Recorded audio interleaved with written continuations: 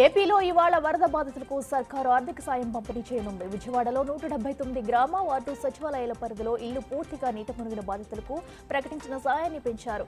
SRF 11,000 నిర్దేశించగా AP ప్రభుత్వం ఈ సాయం మొత్తాన్ని 25,000కు పెంచింది. భారీ వర్షానికి విజయవాడలో మరోసారి వరద పోటెత్తింది. పెద్దవాగు పొంగడంతో 150 మంది విద్యార్థులు, రైతులు చిక్కుకున్నారు. భారీ వర్షానికి వికాస్ కాలేజీ రోడ్డులో ఉన్న పెద్దవాగు ఒక్కసారి ఉప్పొంగింది. దీంతో అటువైపుగా రాకపోకలు నిలిచిపోయాయి. రహదారిపై 10 అడుగుల మేర వరద నీరు చేరింది. చప్టాపై వరద నీరు ఉధృతంగా ప్రవహిస్తుంది. చప్టా అవతల వైపు సాయం కోసం విద్యార్థులు, రైతులు చిక్కుకున్నారు. చెరువులు, నాలాల ఆక్రమణల తొలగింపుపై సీఎం రేవంత్ రెడ్డి అధికారులకు కీలక ఆదేశాలు జారీ చేశారు. ఔటర్ రింగ్ రోడ్డు లోపల ఉన్న చెరువుల పరిరక్షణకు చర్యలు తీసుకోవాలని ఆదేశించారు. ఆక్రమణలకు గురి కాకుండా పర్యవేక్షించేందుకు చెరువుల వద్ద సీసీ కెమెరాలు ఏర్పాటు చేయాలని సూచించారు. Musi river front development metro రైలుపై సీఎం రేవంత్ రెడ్డి స్పెషల్ గా ఫోకస్ చేశారు. తిరుమల లడ్డూ వివాదంపై ఏపీ ప్రభుత్వం కీలక నిర్ణయం తీసుకుంది. లడ్డూ తయారీలో కల్తీ నెయ్యిపై విచారణకు సిట్ ని ఏర్పాటు చేసింది. సిట్ చీఫ్ గా సర్వశ్రేష్ఠ త్రిపాఠిని వ్యవహరించనున్నారు. సిట్ లో విశాఖ రేంజ్ డీఐజీ గోపీనాథ్ జెట్టి, కడప ఎస్పీ హర్షవర్ధన్ రాజుతో పాటు మరికొందరు డీఎస్పీలు, సీఏలు, ఎస్ఐలు ఉండనున్నారు. రాజ్యసభ ఎంపీ పదవికి ఆర్ కృష్ణయ్య రాజీనామా చేశారు. బీసీలకు చట్టసభల్లో చోటుతో పాటు రిజర్వేషన్ల పెంపు అంశంపై పోరాటం చేయాలని నిర్ణయించుకున్నట్లు కృష్ణయ్య తెలిపారు. ఆయన రాజీనామాను ఆమోదించినట్టు రాజ్యసభ చైర్మన్ తెలిపారు. ఏపీలో ఒక సీటు ఖాళీ అయినట్టు బులెటిన్ కూడా విడుదల చేశారు. కృష్ణయ్య రాజీనామాతో ఏపీలో మొత్తం 3 స్థానాలు ఖాళీ అయ్యాయి. ఈ 3 సీట్లు టీడీపీకి దక్కబోతున్నాయి.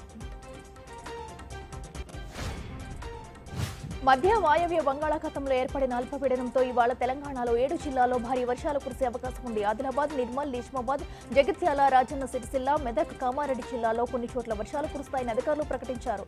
మిగిలిన జిల్లాల్లో ఓ మోస్తారు వర్షాలు పడే అవకాశాలు ఉన్నాయని తెలిపారు. మంగళవారం అత్యధికంగా జనగామ జిల్లా దేవరుపల్లలో 11.5 సెంటీమీటర్ల వర్షం కురిసింది.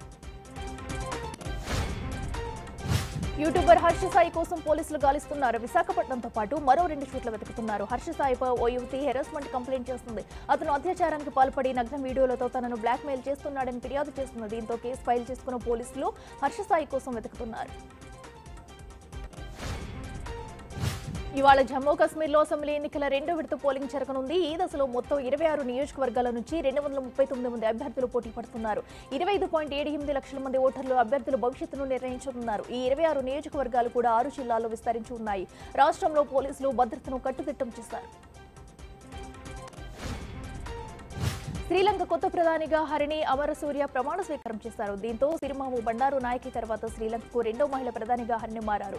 నేషనల్ పీపుల్స్ పవర్ కి చెందిన 54 ఏళ్ల హరిణితో ఆ దేశ అధ్యక్షుడు దిశనాయకి ప్రమాణ స్వీకారం చేయించారు. ఆమెతో పాటు మరో 2 కేబినెట్ మంత్రులుగా నియమించారు. దీంతో శ్రీలంకలో దిశనాయకితో పాటు మొత్తం 4తో కూడిన కేబినెట్ కొలువుతీరింది.